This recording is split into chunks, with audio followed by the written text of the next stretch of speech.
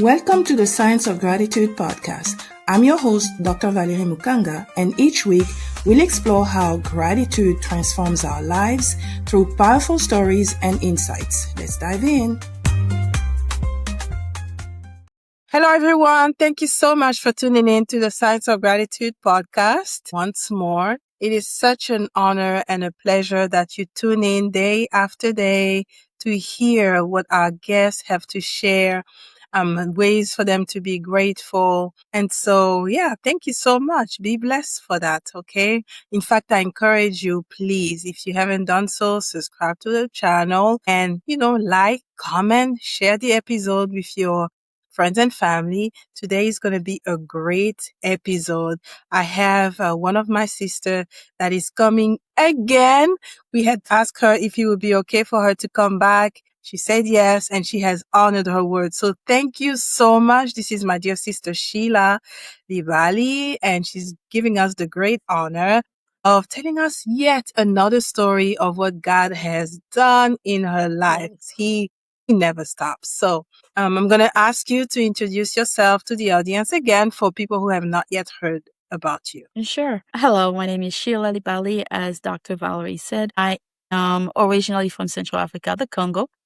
Grew up in the U.S., and I am a mother, a sister of two wonderful brothers, and a wonderful mother who I greet. And I am a proud auntie to beautiful and handsome niece and nephews.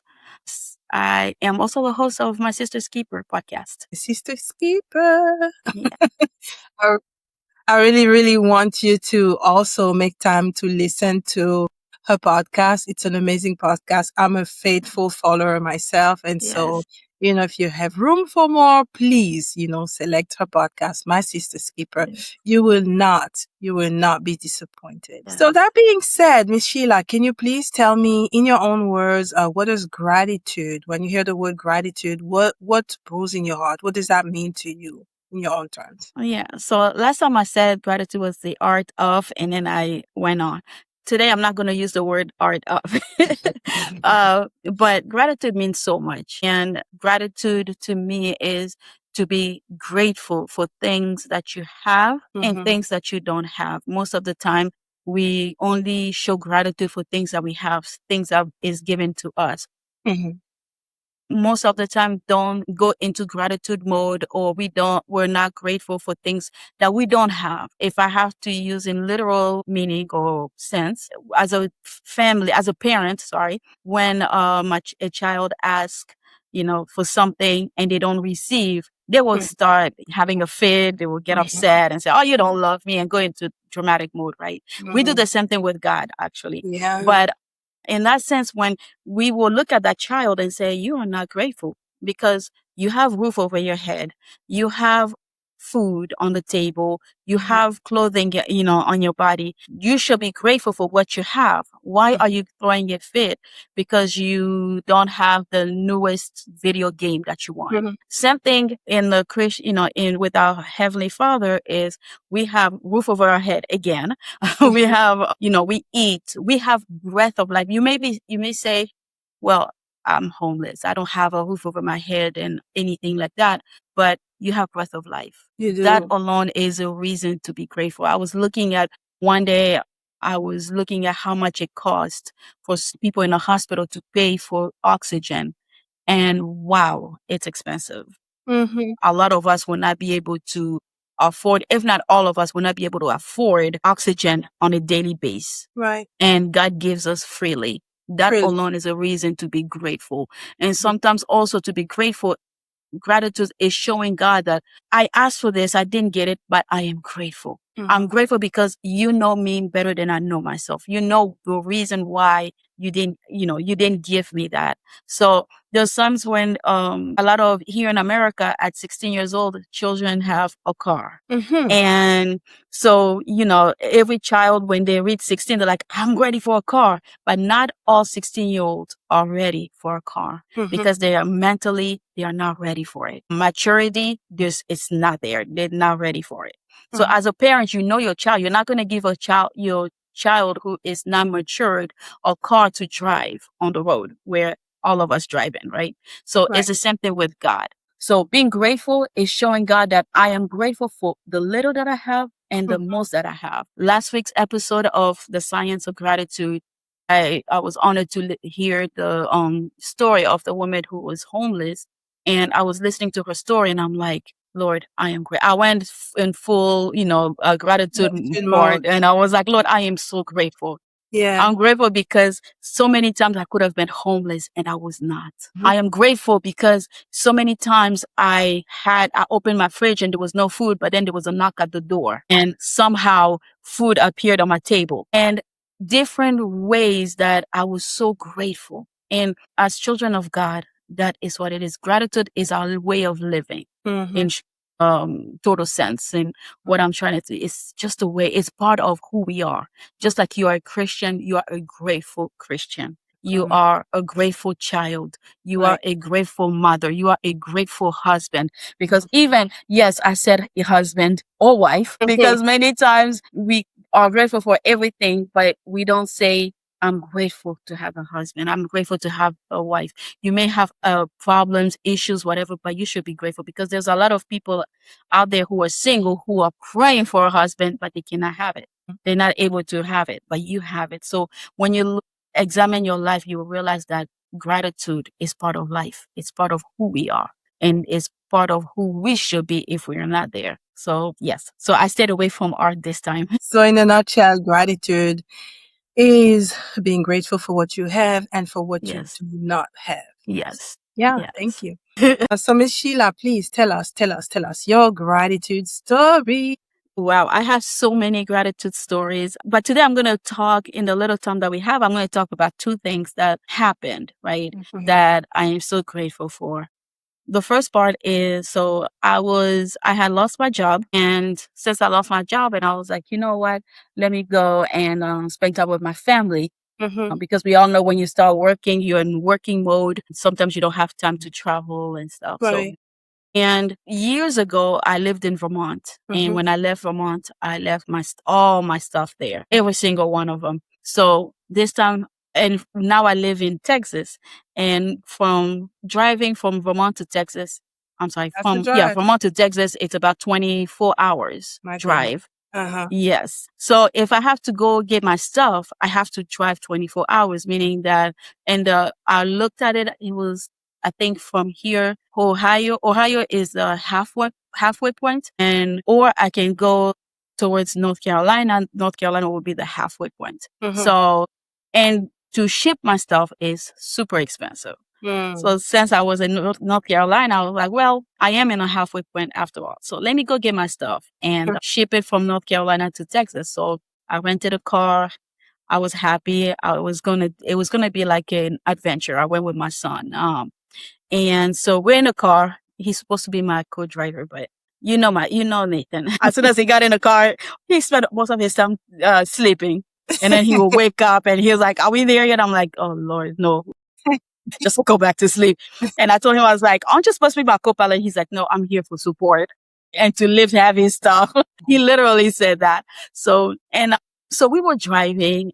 And so as we were driving, first of all, we left. I didn't know there was a tornado in North Carolina. I slept like a baby. So when I woke up and we're getting ready to go, I picked up the rental car and my brother looked at me and said, are you crazy?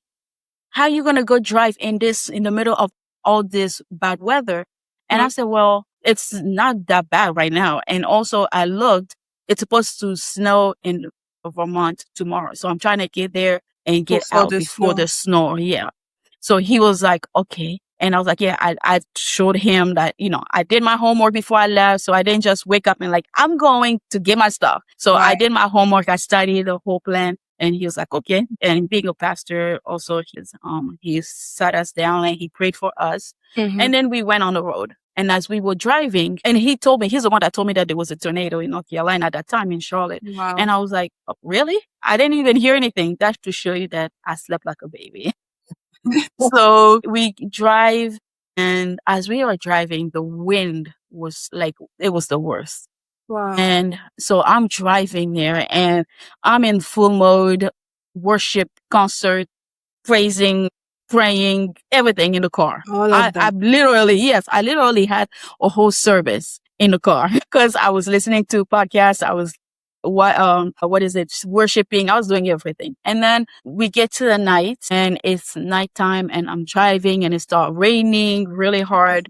And I see rain coming through the windshield and I'm looking, I'm like, why is, looking like white? Why is it white? Why is this rain white? It's Mhm. not supposed to be white. And I'm looking and I'm like, it's snowing. I was like, no, it So can't it be snowed snowing. ahead of time? Yeah, I wasn't even in Vermont yet. And this, Oh, we are driving. I believe we were still in, we were not even in Pennsylvania yet. wow. And it's raining hard, but Mhm. we're about to reach Pennsylvania. And so I'm still driving and still singing and still worshiping. And then I start slowing down because I'm started getting a little tired, but I'm like, no, I'm going to push through at least until we get in Vermont Mhm. or at least to New York State so Mhm. that I can rest and Mm. then I won't have a long way to drive.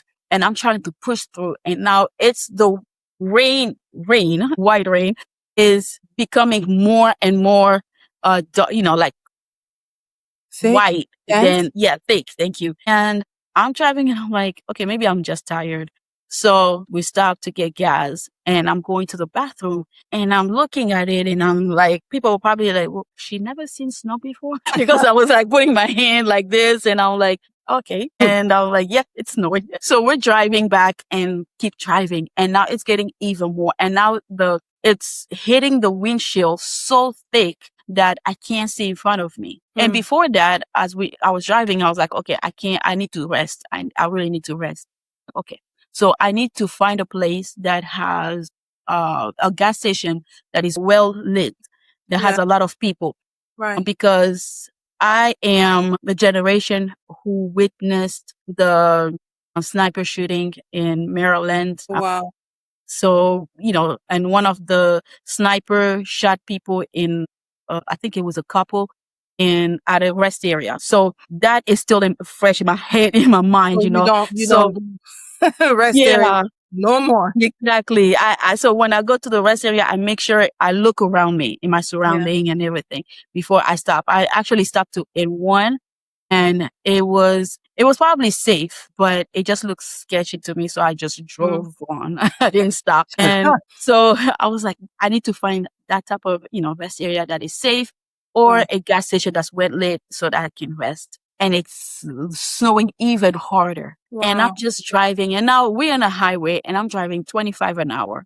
No, Wow. I'm sorry. I'm driving 45 an hour Mhm. and I can't see. I usually drive on the left side where it's very super, people who they call it the The fast bless lane. your heart because it's, yeah, fast lane. And it's for people say that it's for people who can afford having a ticket or afford paying the ticket. But thank God I never had a ticket. So I'm driving and I'm just like on the right side. It's slow drivers drive. Everyone, including trucks, pass me. And I'm like, I Wow. can't see. I'm just going to go slowly. And all of a sudden, I'm like, okay, God, I can't see anymore. I can't Mhm. see in front of me. I Mhm. don't want a car to stop and me not seeing them and hit them. So Lord, I need you to intervene. I need you to show me, like literally get me through the next gas station Mm. or rest area so I can stop because I cannot see. Mm. And I'm driving 1 Wow. mile, 2 miles, nothing. I don't hear from God. I don't see anything. And I'm like, oh Lord. And I'm just driving like super slow. And now I'm driving like a old lady. I get to a point where the car literally just veer out of the road Wow. and I look up and it's a, what is it called? It's a exit. Mhm. And before that, I was passing exits, but I was not seeing. I'm one of those people who would drive. If I need to go to a gas station, I will drive. I will not go to just any type of Exit. exit. I Right. have to see the sign of Yes. a legit gas station. Yeah. And I was passing gas stations. I'm sorry, exits and everything. So this Mhm. time the car literally veered and I'm like, oh my gosh, what's going on? And I look and it's an exit. And I'm like, I don't want to take this exit. I don't see the sign for a gas station. Right. And so I'm about to veer back on the road and I look and there's a big truck behind me. And I'm Whoa. like, okay, now is not the time to be, Right. super driver.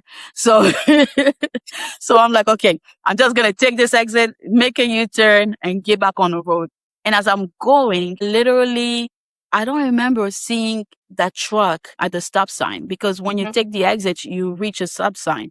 I don't remember seeing the truck after that. And I don't know the if truck that just passed that was behind me. Yeah. He literally took the exit with me. But when I reached the stop sign, I don't remember seeing that truck. What? And I'm like, okay, I'm just tripping. I'm like, okay, maybe I didn't see him. Maybe he wasn't coming in. I was like, okay, Sheila, focus on the road. Stop talking to yourself. Right, So right. I'm taking, and then I see where I can just keep going to get out of the exit and go back on the road. And as soon as I'm about to do that, the whole road ice. And like you literally can see the ice. And I'm like, I can't take this road because the car is gonna slip. Wow. You And talk about black ice. it wasn't black, it was white, literally white, but you can see that it's ice. My goodness. So I'm like, okay, I can't take that road because if I take that, the car is gonna slide. So I kept, and the GPS automatically showed me another way to take. So I'm like, okay, I'm gonna follow the GPS. So I'm following the GPS, and it's taking me on a road that it was just us on that road, nobody else, nobody coming in, nobody coming out, and getting out. So we're just going, and I'm like, okay, Lord, I'm following the GPS. I'm like, okay, GPS, don't make me, don't get me lost, because I'm following you. I have no idea where we are. So let's just keep going. So we're you talk to going. GPS. I did. On that day, I did. So as we were driving, and I'm like, okay. And just when I'm saying, Lord, where, I don't know where I am. I'm at a crossroad. I don't know where I am. Please be with me. And I see the light, and like a gas station, well lit light. Wow. Gas station. So I'm like, okay, awesome. As soon as I was about to turn, I look up and there's a light, traffic light. And then the GPS is telling me to make a left turn. And so I'm like, okay, so this is where I'm supposed to. And then I look, and it shows that when I make the left turn, I will make a immediate right. And then it's going to be, not immediate, but I'll make I think after half a mile, I'll make a right to get back on the road. So I'm like, so we're getting back on the road, and I look again. I'm like, let me just take this. So I went and parked in front of at a gas station, and there was a lot of us. And as I was driving, there was a car that was in a ditch. What? And so, yeah, and I'm driving slow, and I'm like, oh, wow, how did that happen? So I parked the car, and I see there's people on my left, on my right in their car waiting. And then I just sat there, and then my son woke up from his many naps, and and he was like, "Whoa, that's a lot of snow." I mean, it was snowing really bad. Wow. And so I looked, I was like, "Yes, it is." And so I sit there, and I'm like, "Okay, you know what? Let me just see, because I don't think we're going to go anywhere." It was freezing, and I was like, I'm not going to waste gas, because gas is expensive now. So I'm like, all right. So in order to sleep in the car, you need to, leave the car on. So I'm like, okay, let me just find to see if there's a hotel. And I just happened, the whole time I'm like this, and I just happened to look up, and right across from us was a hotel. So I'm like, oh, okay. Yeah. So I Googled it, trying to Google it. The connection was bad. So I'm like, okay, we're just right there. So I drove slowly, and again, past that ditch, the car that was in the ditch, and got in a hotel. And I get there, and I'm like, please tell me that you have room. The lady was like, yeah, we do. So she was looking, and I'm like, please tell me you have a student discount. She's like, we do not. And then she was like, I don't know what happened. It was fine. We were fine. And all of a sudden, it just started snowing so hard. Like, out of nowhere, it was not even showing that it was snow today. was supposed to snow. Wow. And then I'm like, wow. So she was like, you know what? Hold on. She started rampaging things. She was like going all over the place. She was like, I'm trying to fund you. I'm sorry, but I'm trying to find a discount for you. She was like, okay, we're going to just act as if you have a AAA. Okay. I was like, okay. So she gave us a great discount for the hotel room. And I was like, thank you so much. She was like, yeah, no problem. Checkout is at 11, but I'll let you stay until 12. And she was like, I leave here. No, she was like, because you got here after 12 a.m., it was on a Tuesday. So she said, you're going to check out the next day, at Wednesday, on Wednesday, 12 Wow. p.m. I was like, oh, nice. So we get in the room and I'm telling my son, I'm like, this is awesome. Instead of paying hotel coming back because we're halfway in the morning, we eat breakfast, we go get our stuff, we come back, sleep. The next morning, we go back to North Carolina. And he was like, good, awesome. So we get in the bed. Of course, I get the bed, big bed, comfortable sheets. And I'm like, oh, yeah, this is the stuff. And my son, and then I cover myself and my son had a sofa bed and I hear him. He's a big 3 guy and I'm hearing him giggling. I never heard my son giggle and I hear him giggling and I'm like, what? Are you okay? He was like, yeah, yeah, yeah. I was like, okay. And then he started giggling. I'm like, what? He was like, you have no idea how comfortable these sheets are. I'm like, oh my God. And I look at him and he was like, you have no idea. I was like, I have an idea, but it was a great hotel, basically. Wow.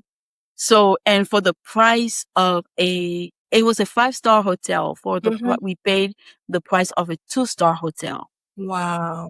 So I was just like, okay. So the next morning, that's what we did. We went to Vermont, got our stuff. There was no snow, thank God. But there was ice on the floor. So and it was freezing cold. And I was reminded of the reason why I left Vermont in the first place. It was freezing cold. I was like, yep, I'm not going to miss this place. So it was goodbye for, I guess, closure. I got my closure into Vermont. So I got my stuff and not all of it. Some of it, because it's my mom's storage. Some of my stuff stayed. I was like, Mom, I'll get my stuff when you get your stuff.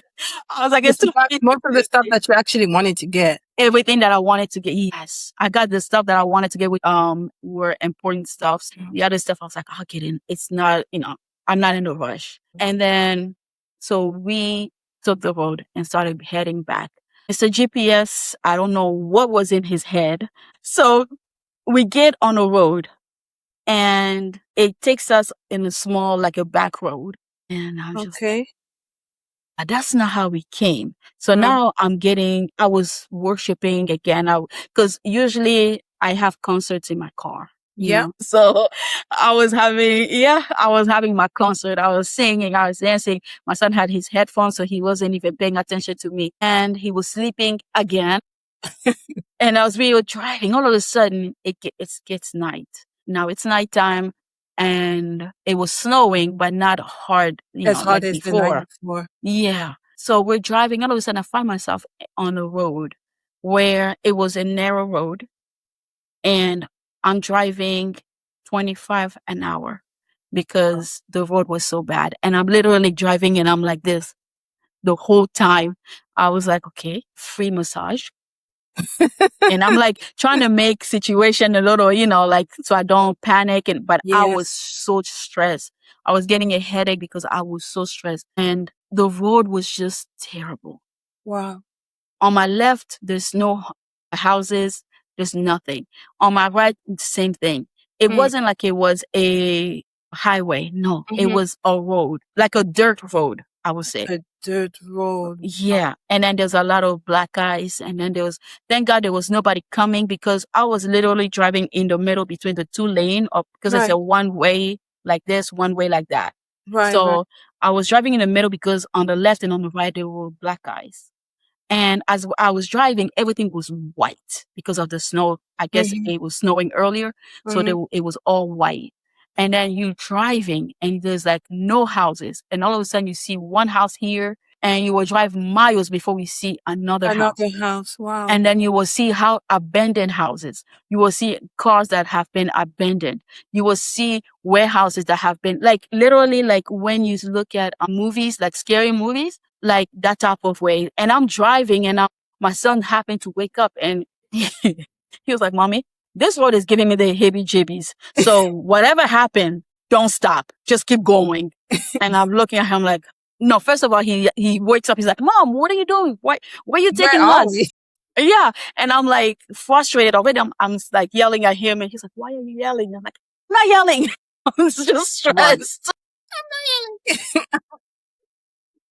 And then, and like literally he stayed awake for the very first time for 2.5 hours. That's Wow. the For the time that we first go. time. Yes, that's Wow. the time that we spend over there. I look at I was like, okay, maybe the Jeep, something happened. I put the wrong address. And I'm looking at the GPS in my phone. That's like the end result is the hotel. The hotel. Wow. And when I'm like, okay, maybe let me find another way, see if there's another way. I have no connection on my phone. And I'm like, okay, asking my son, I'm like, try your phone. No connection. So if something had happened, we have no way of calling help. We have no way of getting help at all anywhere because there was like I said, there was like no homes, no, and if there were homes, it's like very dark.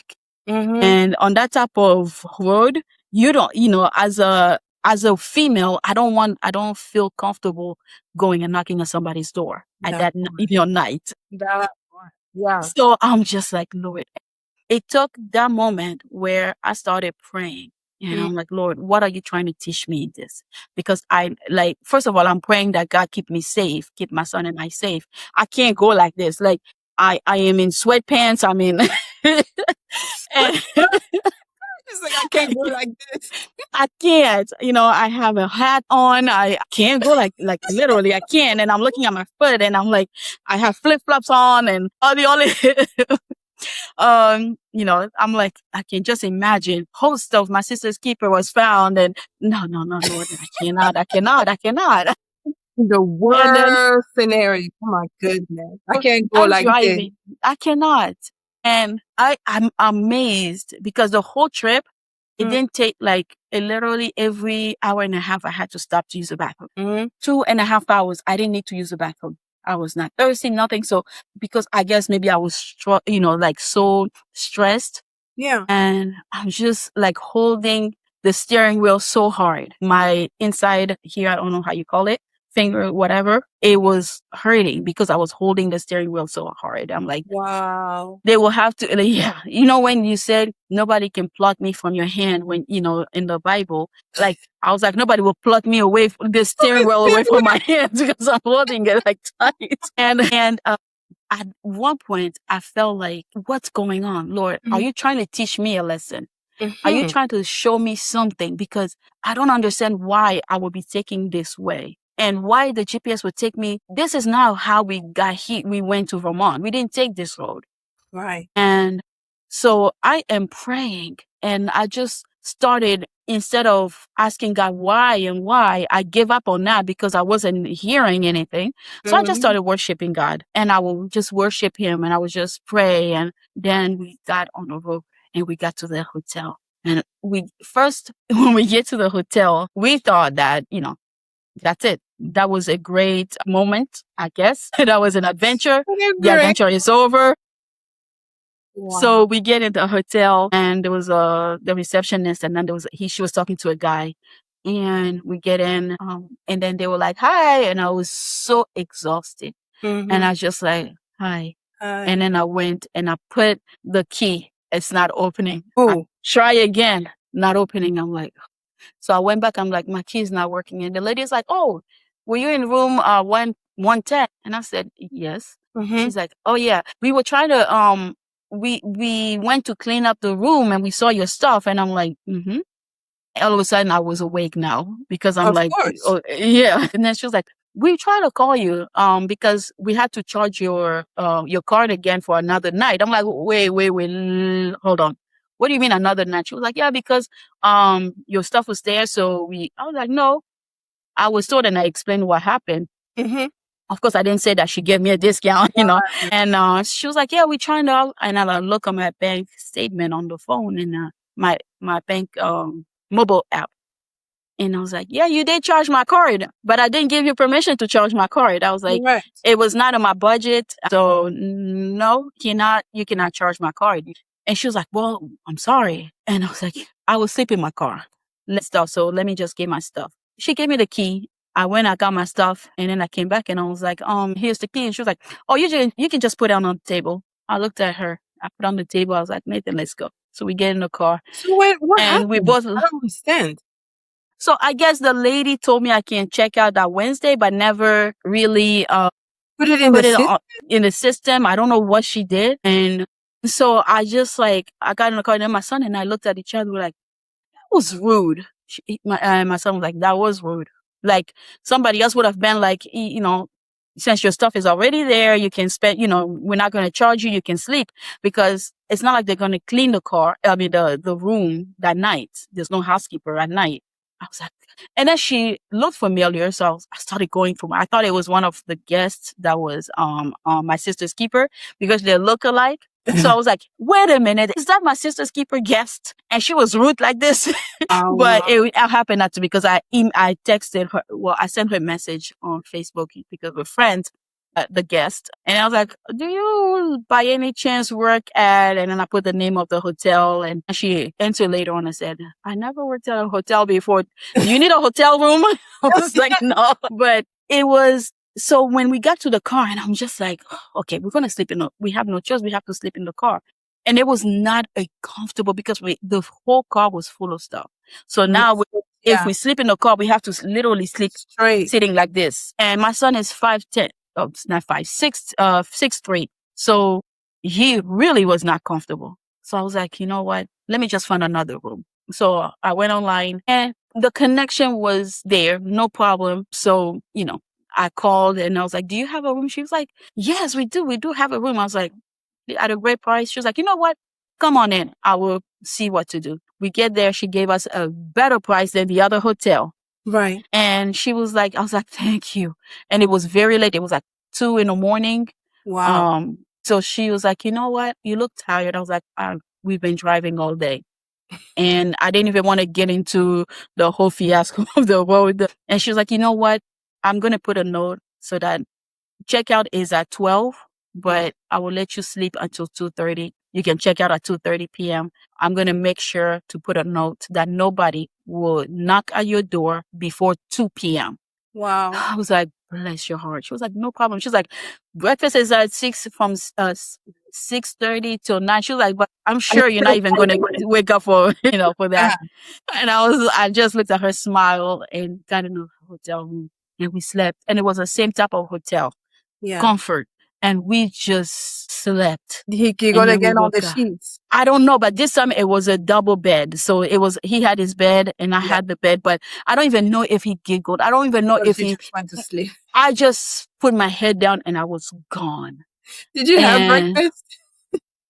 No, actually I did not. I was so tired. So I was like, okay. And now one thing that I missed was that on the first night at the first hotel, when we got there and I just lay down and it was like a movie that went through. I saw the different scenario of accidents that could have happened if I had been on that road. Yeah. And I saw different types of accident that could have happened. And I was just like, Lord, thank you. I'm so What were the scenarios? It was me on a ditch somewhere, hitting a back of a car. Like, as the car stops, by the time I stop, it's like the car slides and hit the car. Multiple car crash. So it's different things I was seeing. And I'm just like, Lord, I am thankful. I am so grateful because I know this was you. I know because if it was just me, I was not going to stop at take that exit. Right. And who knows what would have happened. And if it wasn't that I saw a truck behind me, I was going to get out of that exit and keep going. And keep going. And I don't know where that truck went. I don't know what happened. I don't know if I imagined it, but Lord, thank you. And it's just showed me that how God shows up. Even when you pray for it, you pray and you don't hear, it doesn't mean I read somewhere it said that the teacher doesn't speak during the test. And you can be praying and saying, God, I need this. I want this. Lord, please do it for me. It doesn't mean that God is not answering you. It doesn't mean that God is not listening to you or hearing you. It's just that sometimes he wants also to see your obedience. I'm sure the Lord wanted me to take exits before that. And I kept on saying, I want this because when we put something in our head, we just stick to that. I want to do this a certain way. I've always done this. I've always done this. And God is like, no, I want you to take this exit. And sometimes the good thing about God is that he is a good, good father. Yes. He's not going to let something happen to you, especially when you pray for covering. When we left, even though my brother prayed, I also prayed on the road. Right. And I said, Lord, for your divine covering. Now, I was not allowing God to divine cover me, because I wanted to do things according to my will, my understanding, to the point where he's like, okay, I am your father. So I will push you out of the harm's way and get you to a safe place. And that's what happened throughout the life. And that's how God has always been my anchor in my life in different ways, in different seasons. And, another time, I don't know if we have time for another one, but there's where God, when I started my sister's keeper, the Lord also has been there.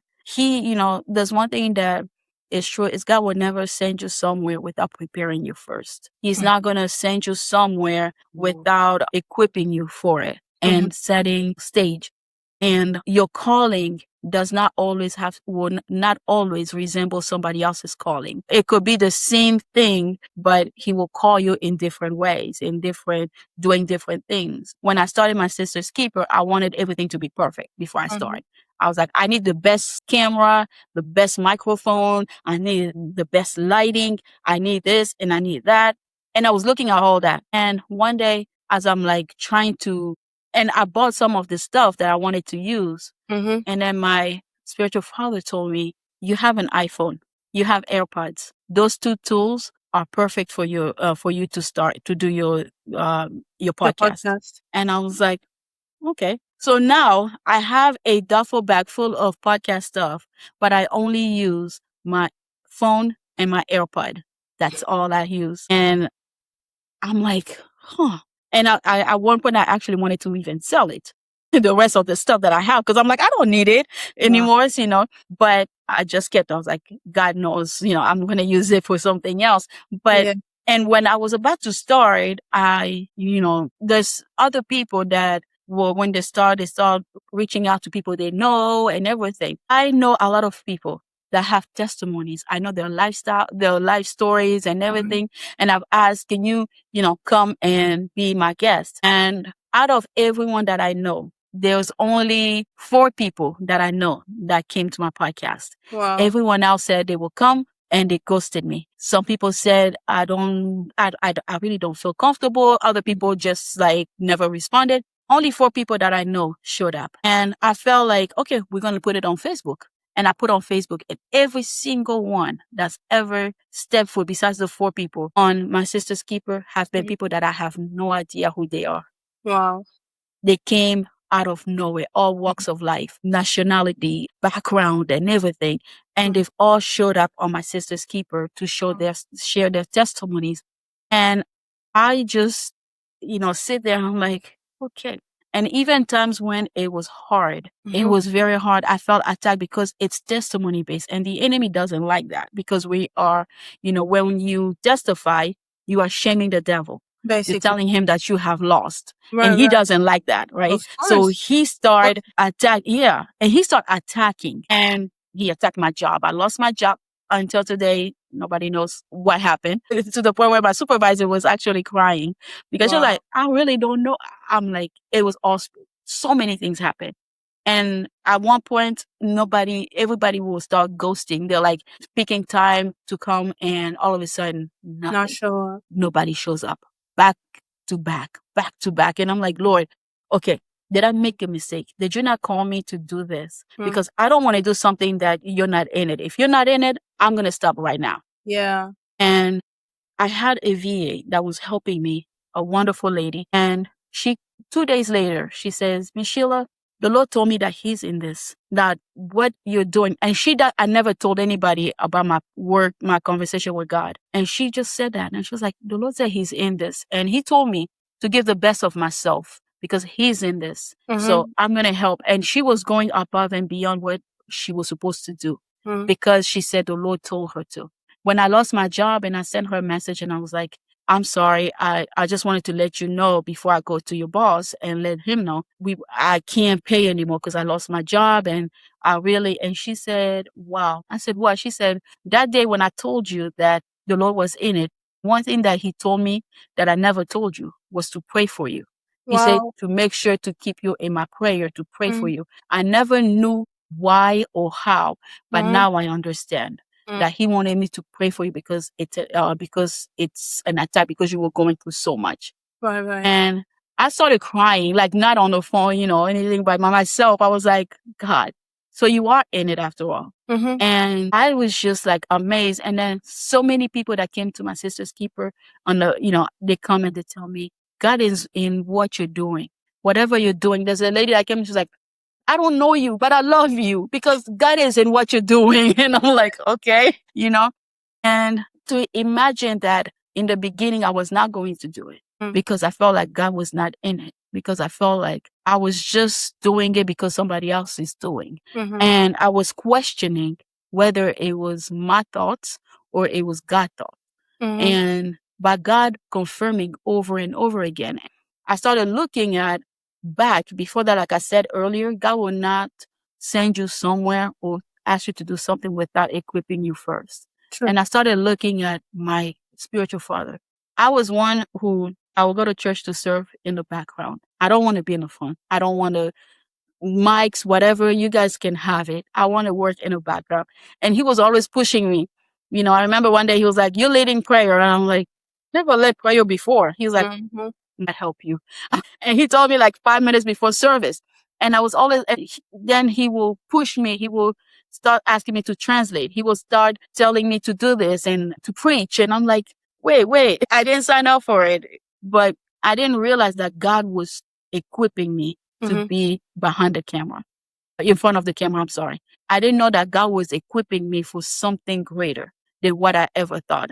Being here, even testifying, I'm one of those that love to testify, but at church, not in front of people, thousands of people. So being here and being a host of my sister's keeper is not something that I've ever thought of. And it's just another reason why God is God. And God he's just a God that he answers prayer and he hears you and he equips you. And yeah, I didn't know I knew when I signed up to come today, I knew I was going to talk about my trip to Vermont, but everything else, literally it was minutes before we started that it started coming about how, what to talk about. So I hope it was a blessing to someone, because it was another reminder to me that God is God and God is just a loving father.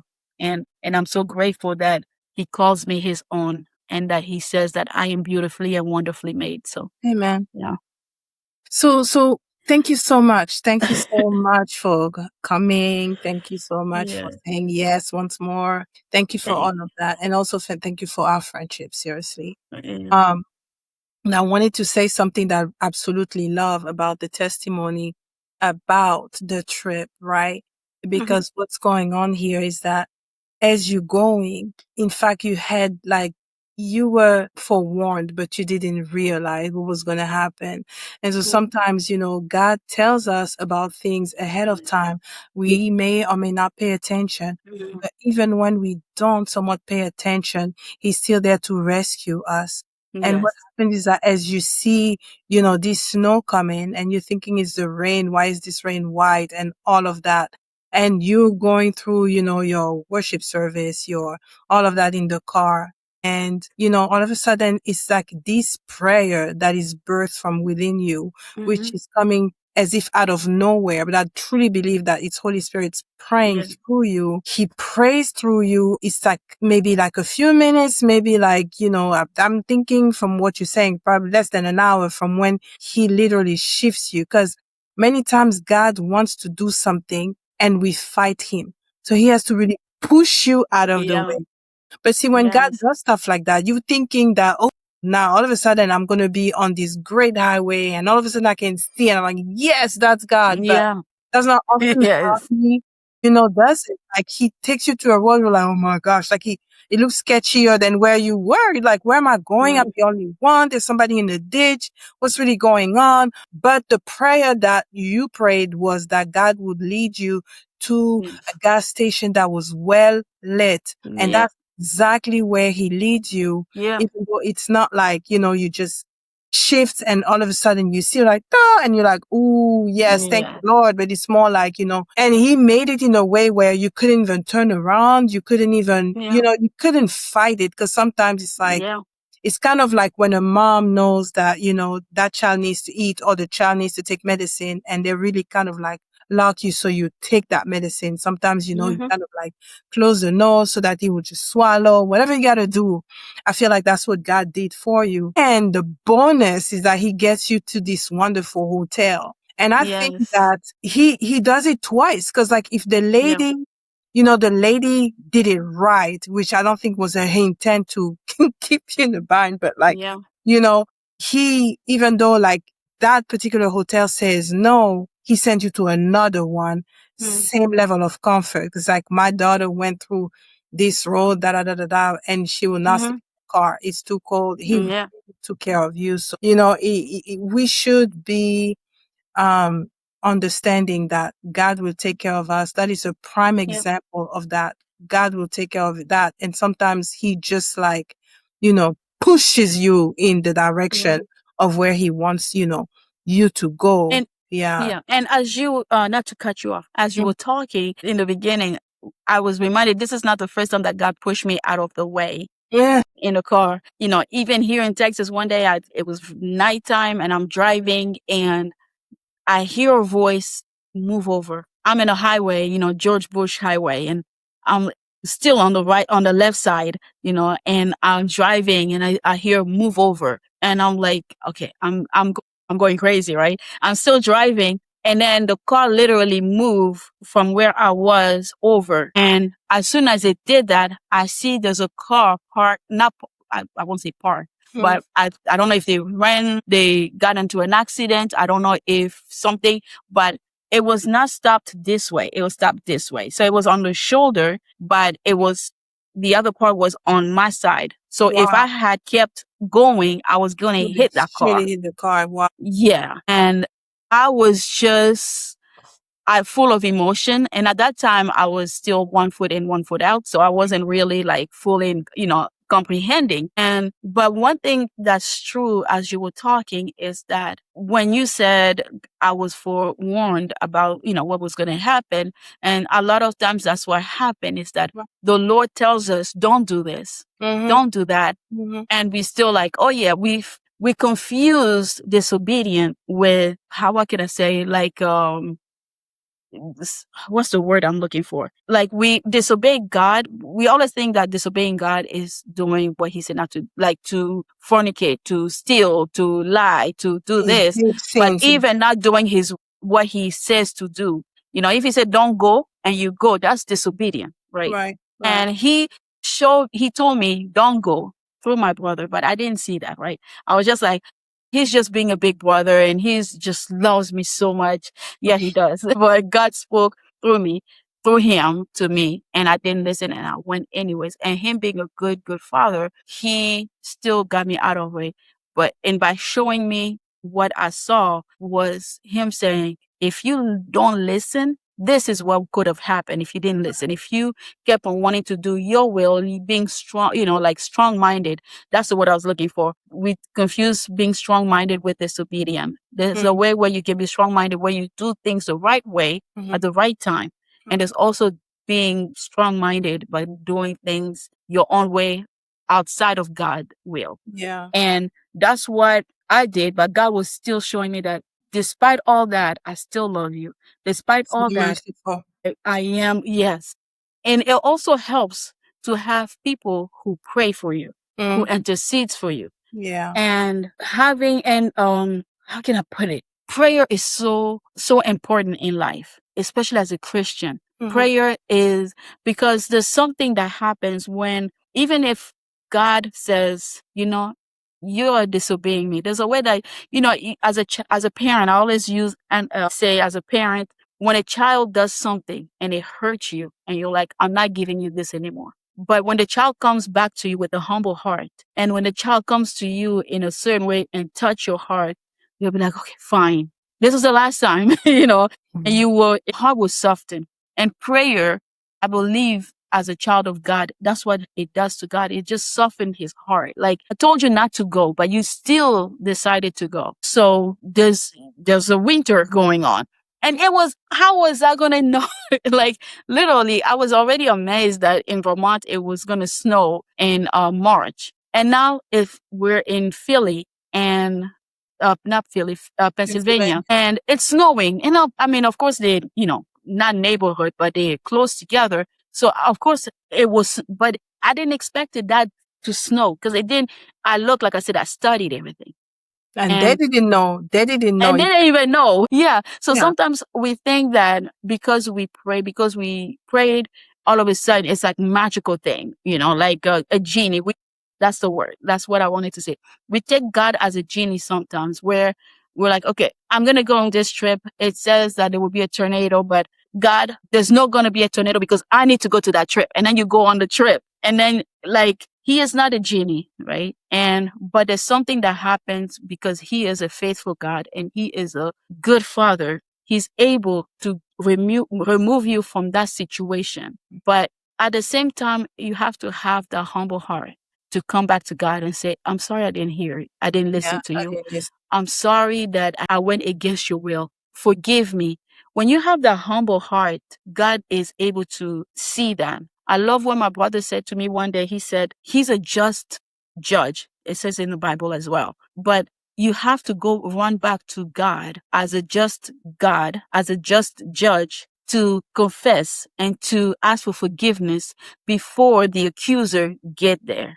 Because when the accuser get there, he's going to say, you see, Dr. Valerie did this, she did that, she did that. And because he's a just judge, he will render the, what's the word? Justice, yes, accordingly. Because he's a just, he's not going to be like, well, she's my daughter. But if you, with your humble heart, you come back and you say, I did this, I did that. I accept it and I'm sorry. And when the accuser comes, he's going to say, I know she did that, but she already asked for forgiveness. She already, was humble about it. She already told me. He has nothing to accuse you of, So all of a sudden you have found mercy before the just God. And that's what happens is through all that, when I was praying, I was saying, Lord, I'm sorry I didn't listen. I should have listened when my brother said something. I should have stopped at all those exits when, you had said something, but I didn't do it. And if I can just find the next gas station that's well lit so I can stop there. And he was like, okay. So I'm going to move you from here and I'm going to slide you to where you are to go, where I have prepared a place of rest for you, a place where you can find refuge. And to me, that's what actually, I learned from it when I was saying, Lord, what are you teaching me? And he didn't answer at that moment. It was when I was back in North Carolina. I guess it was 2 or 3 days later. And I was on the bed and I was just laughing. Nothing, no one around me. I'm not watching anything. I'm just laughing because now it's kind of like what is it called? A sermon that was birthing through this trip, and about obedience and about finding mercy before God. Yeah. And I was just like, so that's what he was teaching me. Another thing that I like is about, providence. God's providence does not look the same for everyone. Mm-hmm. Is one key lesson that I'm getting out of it, because, you said something about how people find, their guests with, for their podcast by asking, and people show up. In your case is different. So we should not compare to each other or compare each other with other people, rather, but we should just, tell God our need, and he will provide for the said need, the prayed for need, just the best way that he sees fit. So that's amazing. It's always a pleasure to have you. Once more, would it be okay for you to come back again once more and bless us another time? To talk a lot? Yes. Yes, I would love to.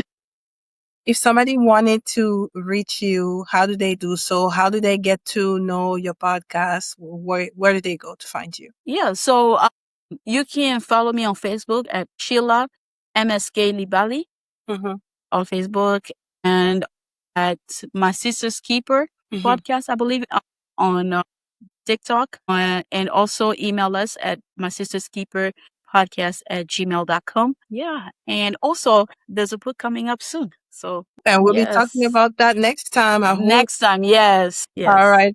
Well, thank you so much once again for blessing us with your presence on this platform. My pleasure. Thank you so very much. And again, if you have not yet subscribed to this channel, please do so, okay? Hit the bell and also like, comment, share. This will bless so many. I truly believe that this was a very great story.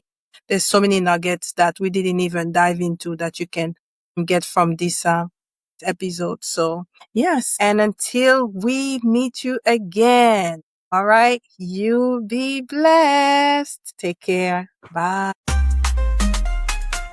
Thank you for listening to the Science of Gratitude podcast. If this episode resonated with you, please subscribe, share it, and leave us a review. Your support helps us keep spreading the power of gratitude. And until next time, stay grateful. God bless you.